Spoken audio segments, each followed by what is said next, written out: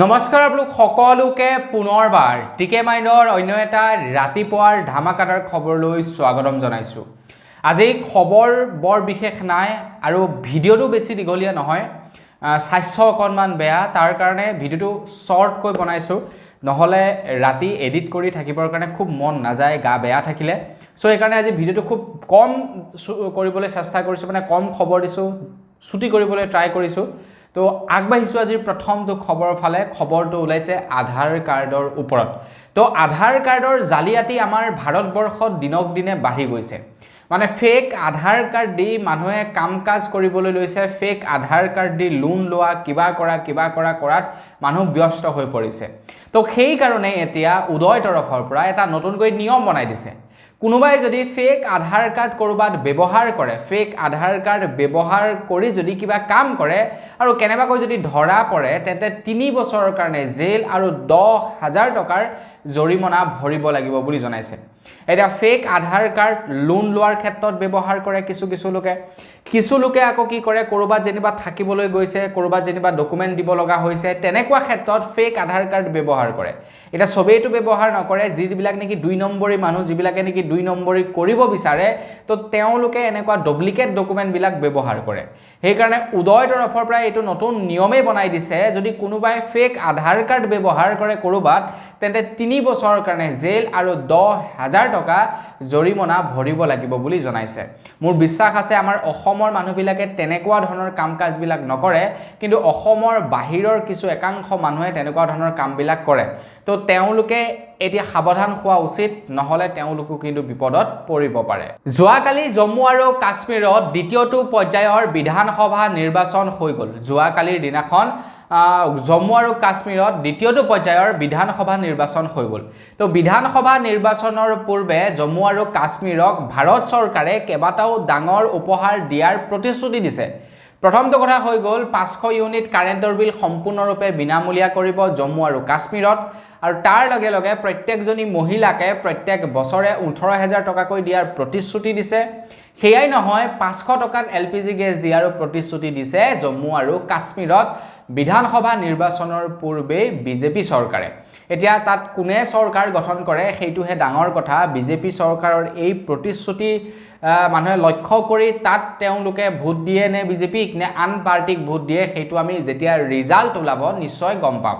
এতিয়া খবৰ লোৱা অনুসৰি যোৱাকালি পুৱা 7 বজাৰ পৰা নিৰ্বাচন আৰম্ভ হৈছিলে। প্ৰায় 26টা সমষ্টিত 239 গৰাকী প্ৰাৰ্থীয়ে প্ৰতিদ্বন্দ্বিতা কৰিছিলে। সৰ্বমুঠ 25 লাখ প্ৰায় 25.78 লাখ ভোটাৰ সাব্যস্ত কৰিছে বুলি জনাইছে। তো বন্ধু বান্ধৱীসকল, প্ৰায় 10 বছৰৰ মূৰত জম্মু আৰু কাশ্মীৰত বিধানসভাৰ নিৰ্বাচন হৈছে। বহু কেইবছৰ হোৱা নাছিলে। এতিয়া দেখা যাওক কোনে চৰকাৰ গঠন কৰে জম্মু কাশ্মীৰত, কোনে চৰকাৰ গঠন নকৰে। আগবাইছো ইয়াৰ পাছৰটো খবৰ ফালে। ইয়াৰ পাছৰ খবৰটো ওলাইছে তিৰুপতি বালাজী মন্দিৰৰ পৰা। তো তিৰুপতি বালাজী মন্দিৰত যি নেকি প্ৰসাদ বিতৰ্ক হৈ আছিলে, তো তাৰ ওপৰতো মই আপোনালোকক কেইবাটাও খবৰত জনাইছো। আপোনালোকেও হয়তো অলৰেডি গম পাইছে তিৰুপতি বালাজী মন্দিৰত কি হৈছিলে, কি হোৱা নাই। এতিয়া তিৰুপতি বালাজী মন্দিৰত যি নেকি প্ৰসাদ বিতৰ্ক হৈছিলে, সেই প্ৰসাদ বিতৰ্কৰ পাছতেই এতিয়া আমুল কোম্পানীয়ে যিসকল লোকে নেকি ভুৱা প্ৰচাৰ চলাইছিলে আমুল কোম্পানীৰ ওপৰত, তো তেওঁলোকৰ ওপৰত এজাহাৰ দাখিল কৰিছে বুলি জনাইছে। মানে তিৰুপতি বালাজী মন্দিৰত যি নেকি প্ৰসাদত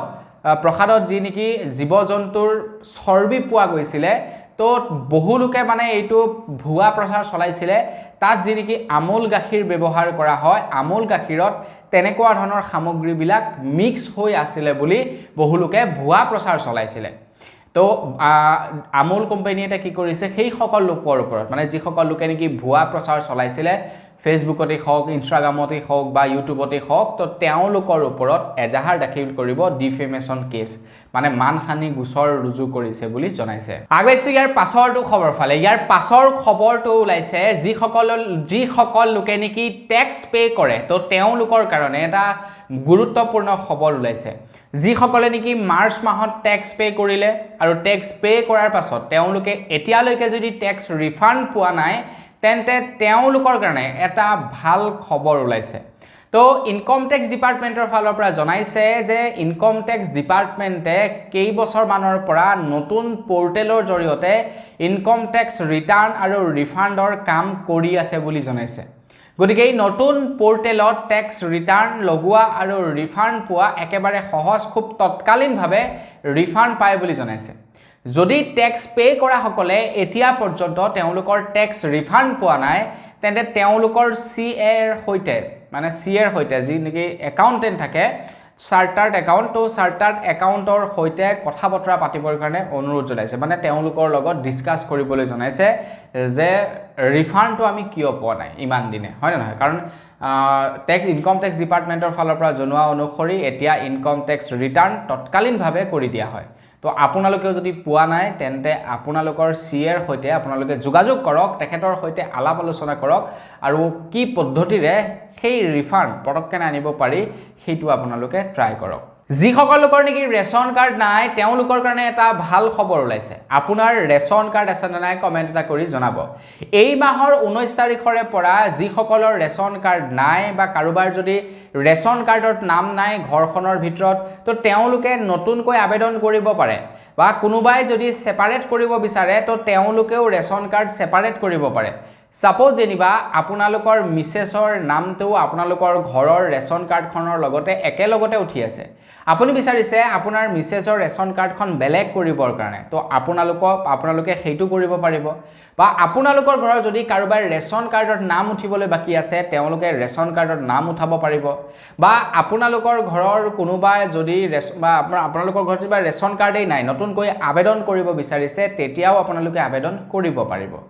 যদি আপোনালোকে এতিয়ালৈকে কৰা নাই তেন্তে আপোনালোকৰ নিজৰ কন্ট্ৰলৰ দোকানৰ ওচৰত যাওক তাত আপোনালোকে ফৰ্ম পাই যাব আৰু সেই ফৰ্ম লৈ আপোনালোকে আবেদন কৰক আপোনালোকে সেপাৰেট কৰিব পাৰিব আপোনালোকে নাম উঠাব পাৰিব আৰু নতুনকৈ আবেদন কৰিব পাৰিব এই তিনিটাই ডকুমেন্ট আহিছে বৰ্তমান তো আপোনালোকে যাওক আৰু গৈ আবেদন কৰক আগবাইছো ইয়াৰ পাছৰটো খবৰ ফালি ইয়াৰ পাছৰ খবৰটো ওলাইছে কুকৰাঝাৰৰ পৰা কুকৰাঝাৰৰ আৰক্ষীয়ে কুকৰাঝাৰত এটা ভুৱা কল চেণ্টাৰ উৎখাত কৰিলে বুলি জনাইছে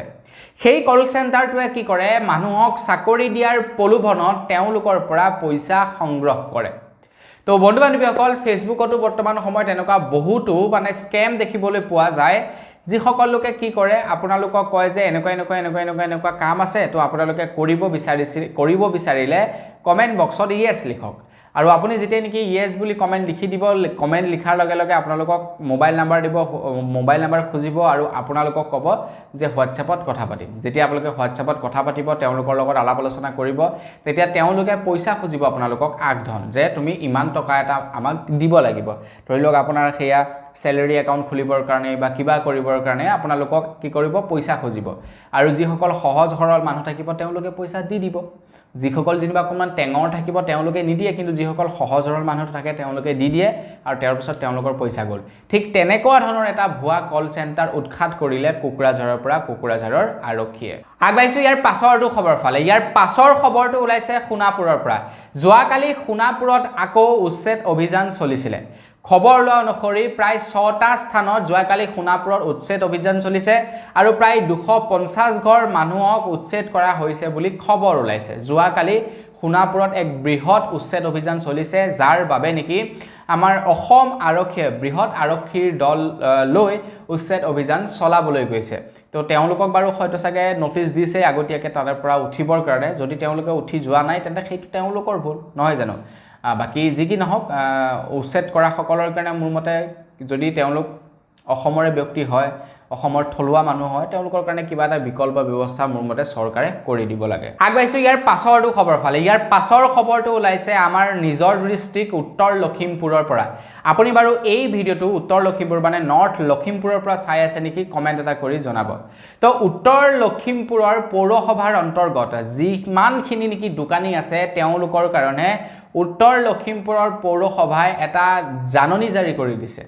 মানে উত্তৰ লখিমপুৰৰ পৌৰসভাৰ আন্ডাৰত যিমানখিনি দোকানী আছে যিমান বিলাক নেকি ব্যৱসায়িক প্ৰতিষ্ঠান আছে যিমান বিলাক অফিস কাছাৰী আছে প্ৰত্যেককে এতিয়া তেওঁলোকৰ যি নেকি মানে প্ৰতিষ্ঠানৰ নাম তেওঁলোকৰ যি নেকি নেম প্লেট হেয়া সম্পূৰ্ণ অসমীয়াত লিখিব লাগিব বুলি জনাইছে 7 দিনৰ এটা সময় বান্ধি দিছে উত্তৰ লখিমপুৰৰ পৌৰসভাই তো 7 দিনৰ ভিতৰত তেওঁলোকৰ নেম প্লেটসমূহ অসমীয়ালৈ কনভাৰ্ট কৰিব লাগিব মানে অসমীয়াত তেওঁলোকৰ নেম প্লেটসমূহ লিখিব লাগিব যি এই নহওক সাপোজ হেয়া আমাৰ উত্তৰ লখিমপুৰত যদি ডিলাৰ আছে ডিলাৰে কৰিব লাগিব উত্তৰ লখিমপুৰত যদি বেংক প্ৰতিষ্ঠান আছে বেংক প্ৰতিষ্ঠানে কৰিব লাগিব উত্তৰ লখিমপুৰত যদি দোকান আছে দোকানে কৰিব লাগিব মুঠৰ ওপৰত উত্তৰ লখিমপুৰত যদি ব্যৱসায়ী প্ৰতিষ্ঠান আছে আৰু পৌৰসভাৰ আণ্ডাৰত যদি পৰে তো তেওঁলোকৰ প্ৰতিষ্ঠানৰ নাম অসমীয়াত কনভাৰ্ট কৰিব লাগিব এইটো উত্তৰ লখিমপুৰৰ পৌৰসভা নিগমে এইটো এটা নতুনকৈ জাননী জাৰি কৰি দিছে আগবাইছো ইয়াৰ পাছৰটো খবৰ ফালে আমি যেতিয়া নেকি পঢ়ি আছিলো এলপি স্কুলত আই থিংক তেতিয়া চৰিত্ৰ পাঠ বুলি এখন কিতাপ পাইছিলো নেকি পাহৰিলো বাৰু আমি পাইছিলো নে নাই পোৱা কিন্তু পোৱা যেন অনুভৱ হয় এখন কিতাপ আছিলে চৰিত্ৰ পাঠ বুলি পাহৰিলো বাৰু পাইছো নে নাই পোৱা যদি আপোনালোক মুতকৈ সিনিয়ৰ তেন্তে আপোনালোকে নিশ্চয় পাইছে আপোনালোকে পঢ়ি থকা সময়ত চৰিত্ৰ পাঠ নামেৰে এখন পুথি আৰু সেই পুথিখনত কেনেকৈ এজন ব্যক্তি মানে চৰিত্ৰবান হ'ব পাৰি বা এজন মানুহ কেনেকৈ নেকি সমাজৰ লগত মিলি ভালদৰে থাকিব পাৰি তাৰ ওপৰতে সেই কিতাপখনত আলাপ আলোচনা কৰা হয় তো সেই কিতাপখন সেই চৰিত্ৰ পাঠ পুথিখন তো ল'ৰা ছোৱালীবিলাকৰ পৰা অঁতৰাই দিয়া হৈছিলে মানে ছাত্ৰ ছাত্ৰীসকলৰ পৰা সেই কিতাপখন নাইকিয়া কৰি দিয়া হৈছিলে কিন্তু এতিয়া অসম চৰকাৰে পুনৰ সিদ্ধান্ত লৈছে যে তৃতীয় আৰু ষষ্ঠ শ্ৰেণীৰ ছাত্ৰ ছাত্ৰীসকলক চৰিত্ৰ পাঠ এই পুথিখন এতিয়া দিয়া হ'ব বুলি জনাইছে তেওঁলোকৰ বিষয়বস্তুত এতিয়া চৰিত্ৰ পুথিখন ইনক্লুড কৰা হ'ব বুলি জনাইছে অসমৰ মুখ্যমন্ত্ৰী ডক্টৰ হিমন্ত বিশ্ব শৰ্মাদেৱে তো মইতো ভাল পাইছো আপোনালোকে বাৰু ভাল পাইছে নে নাই পোৱা কমেন্ট এটা কৰি জনাব আগবাইছো ইয়াৰ পাছৰটো খবৰ ফালে আমাৰ অসমৰ যিসকল ছোৱালীয়ে নেকি নৱম শ্ৰেণীত পঢ়ি আছে তেওঁলোকৰ কাৰণে এটা ভাল খবৰ ওলাইছে যিসকল ছোৱালীয়ে নেকি চৰকাৰী বিদ্যালয়ৰ নৱম শ্ৰেণীত পঢ়ি আছে তো তেওঁলোকৰ কাৰণে এটা ভাল খবৰ ওলাইছে অসম চৰকাৰে ঘোষণা কৰা অনুসৰি নৱম শ্ৰেণীত পঢ়ি থকা ছাত্ৰীসকলক মানে ছোৱালীসকলক খুব শীঘ্ৰেই চাইকেল প্ৰদান কৰিব বুলি জনাইছে যিনকি চৰকাৰী চাইকেল দিয়া হয় তো সেই চৰকাৰী চাইকেল দিয়া হ'ব বুলি জনাইছে নৱম শ্ৰেণীত পঢ়ি থকা ছাত্ৰীসকলক তো আপুনিও যদি নৱম শ্ৰেণীত পঢ়ি আছে তেন্তে আপোনালোকে এখন চাইকেল লাভ কৰিব আগবাইছো ইয়াৰ পাছৰটো খবৰ ফালে ইয়াৰ পাছৰ খবৰটো ওলাইছে স্মাৰ্ট মিটাৰৰ বিতৰ্কৰ ওপৰত দীপলিনা ডেকাই কৈছে স্মাৰ্ট মিটাৰৰ ওপৰত প্ৰত্যেক ব্যক্তিয়ে প্ৰশ্ন উত্থাপন কৰিছে তো দীপলিনা ডেকাই কৈছে যে প্ৰত্যেকেই যেহেতু প্ৰশ্ন উত্থাপন কৰিছে স্মাৰ্ট মিটাৰৰ ওপৰত তো কিবা নহয় কিবা এটা হয়তো কৰবাত ভুল কুটি আছে যাৰ কাৰণে নেকি প্ৰত্যেকেই প্ৰশ্ন উত্থাপন কৰিছে তো দীপলিনা ডেকাই কৈছে যে সেই কাৰণে চৰকাৰে ইয়াৰ ওপৰত মনোযোগ দিয়াটো উচিত বুলি জনাইছে আৰু দীপলিনা ডেকাই কৈছে যেহেতু দীপলিনা ডেকায়ে গোটেই ঘৰখন সম্ভালে তো দীপলিনা ডেকাই কৈছে যে তেখেতলোকৰো হয় মাজে মাজে কেতিয়াবা কাৰেণ্টৰ বিল জুখতকৈ বহুত বেছি আহি যায় আৰু কেতিয়াবা জুখতকৈ কম আহে তেনেকুৱা হয় বুলি জনাইছে তেওঁলোকৰ ঘৰতো গতিকে যদিহে স্মাৰ্ট মিটাৰ লগোৱাৰ পাছত কাৰেণ্টৰ বিলটো সঁচাকৈ বেছি আহিছে তেন্তে মনোযোগ দিবলৈ কৈছে চৰকাৰক স্মাৰ্ট মিটাৰৰ কি ভুল কুটি হৈ আছে তাৰ ওপৰত আগবাইছো ইয়াৰ পাছৰটো খবৰ ফালে ইয়াৰ পাছৰ খবৰটো ওলাইছে উত্তৰ প্ৰদেশৰ পৰা তো উত্তৰ প্ৰদেশৰ চৰকাৰে এতিয়া উত্তৰ প্ৰদেশৰ যিমানবিলাক নেকি ব্যৱসায়ী সন্থা আছে বা যিমানবিলাক দোকান পোহাৰ আছে প্ৰত্যেকখন দোকান পোহাৰৰ কাৰণে নতুনকৈ নিয়ম বান্ধি দিছে উত্তৰ প্ৰদেশৰ চৰকাৰে কৈছে যে এতিয়াৰে পৰা প্ৰত্যেক দোকানীয়ে তেওঁলোকৰ দোকানীজনৰ নাম দোকানৰ সন্মুখত লিখি ৰাখিব লাগিব বোলে আমুক হাজৰিকা আমুক সূত্ৰধৰ আমুক আলী আমুক ৰহমান তো তেওঁলোকে নামটো স্পষ্টকৈ লিখি ৰাখিব লাগিব বুলি জনাইছে দোকানৰ সন্মুখত এইটো এতিয়া কিয় কৰিবলৈ দিছে কিয় কৰিবলৈ দিয়া নাই এই সন্দৰ্ভত একো নাজানো কিন্তু লিখি ৰাখিলে বাৰু ভাল হ'ব নে বেয়া হ'ব কমেন্ট এটা কৰি জনাব কিন্তু বৰ্তমান সময়ত এনেকুৱা বহুতো মানুহ আছে যিবিলাক মানুহে মুছলমান দোকানত গৈ কিবা এটা খাবৰ কাৰণে কিন্তু অকনমান অসুবিধা পায় চাবচোন আপোনালোকে বহুতো এনেকুৱা মানুহ আছে বহুতো বেলেগ মানুহ আছে আকৌ বেলেগ মানুহৰ দোকানত গৈ কিবা খাবৰ কাৰণে মানে বয়োজ্যেষ্ঠ মানুহবিলাক কিছুমান আছে আৰু তো খাবৰ কাৰণে অকমান অসুবিধা পায় তো ইয়াৰ ফলত কি হ'ব অকনমান অসুবিধা হ'ব কিন্তু হসা কথা ক'বলৈ গ'লে বিশেষকৈ হোটেলবিলাকৰ ক্ষেত্ৰত অকনমান অসুবিধা হ'ব আগবাইছো ইয়াৰ পাছৰটো খবৰ ফালে আমাৰ অসমৰ মন্ত্ৰী বিধায়কসকলৰ আকৌ বোলে দৰমহা বৃদ্ধি হ'ব বুলি ঘোষণা কৰিছে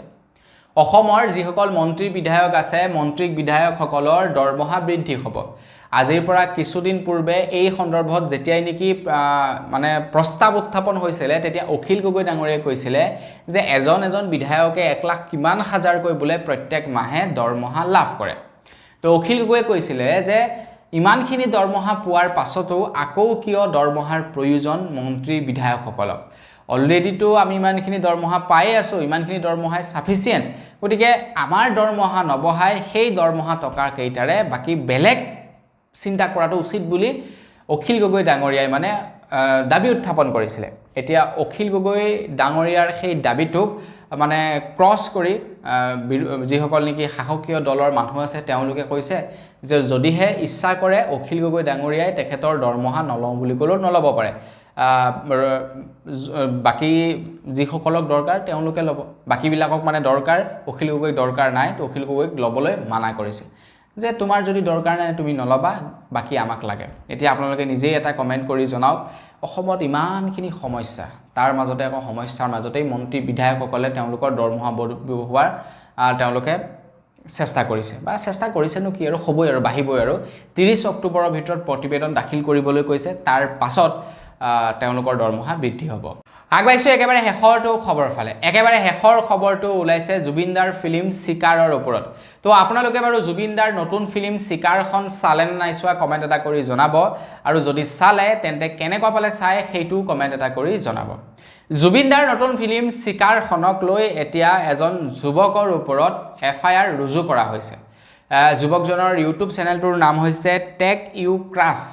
নামৰ এই চেনেলটোৰ ওপৰত চিকাৰৰ যি নেকি টিম আছিলে সেই চিকাৰৰ টিমে FIR ৰুজু কৰিছে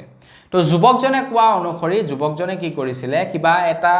মানে আপোনাৰ বেলেগ এখন ফিল্ম তেখেতে মানে আপলোড দিছিলে আপলোড দি থাম্বনেইলটো চিকাৰ ফিল্মখনৰ লগাই দিছিলে যাতে ভিউজটো মানে আনিব পাৰে মানে ক্লিক বেট অৰিজিনালি ফিল্মখন চিকাৰ নহয় কিন্তু থাম্বনেইলটো চিকাৰৰ লগাইছিলে যাতে ক্লিক বেট কৰিব পাৰে তেখেত যুৱকজনে কোৱা অনুসৰি যুৱকজনে কৈছে যে মোৰ এটো ভুল হৈ গল গতিকে মোক ক্ষমা কৰি দিয়ক তো মোৰ মতে যদি প্ৰকৃততে হেতুৱে কৰিছিলে যুৱকজনে তেন্তে এইটো এটা ডাঙৰ ইস্যু নহয় এনেকুৱা ঢেৰ কৰে মানুহবিলাকে ক্লিক বেট কৰে আপোনাৰ হিন্দী ফিল্মো এনেকুৱা বহুত কৰে তেওঁলোকে কি কৰে থাম্বনেইলটো সেই ফিল্মখনৰ লগায় আৰু ভিতৰত আপোনালোকে ক্লিক কৰি চাব বেলেগ এখন ফিল্ম ওলায় এইটো মোৰ মতে বৰ ডাঙৰ ইস্যু নহয় আৰু যদি প্ৰকৃততে তেখেতে ভাইৰাল কৰিছে তেন্তে তেখেতৰ ওপৰত FIR ৰুজু কৰক মোৰ ক'ব লগা একো নাই আৰু যদি তেখেতে তেনেকুৱা ধৰণৰ ক্লিক বেট কৰিছে তেন্তে মোৰ মতে তাৰ ওপৰত ইমান এটা ডাঙৰ একচন লোৱাটো মোৰ মতে ইমান এটা প্ৰয়োজন নাই বুলি মই ভাবো গতিকে জুবিনদা এজন যেহেতু দয়ালু মানুহ সৰু এজন লৰাই তেনেকুৱা ধৰণৰ ভুল কামটো কৰিলে এবাৰলৈ মাফ কৰি দিব লাগে কথা বতৰা পাতি বস হিমানটোৱে কথা প্ৰডিউচাৰ দৰকাৰ হলে জৰি নহওক ডাইৰেক্টৰ দৰকাৰ হলে জৰি নহওক তো তেওঁলোকৰ লগত আলাপ আলোচনা কৰক যাতে ধৰিলক লৰাটোৰ জীৱনটো ধ্বংস নহওক তো বন্ধু বান্ধৱীসকল বস আজিৰ ভিডিও জনাবলগীয়া খবৰ ইমান কেইটা আছিলে খবৰ কেইটা জানি কেনেকুৱা লাগিলে কমেন্ট কৰি জনাব যদি ভাল লাগিলে লাইক এটা কৰিব চেনেলটো সাবস্ক্ৰাইব কৰা সাবস্ক্ৰাইব কৰি ল'ব পুনৰ এটা ভিডিও লগ পোৱাৰ খাজিলে বিদায় মাগিছো ধন্যবাদ জয় অসম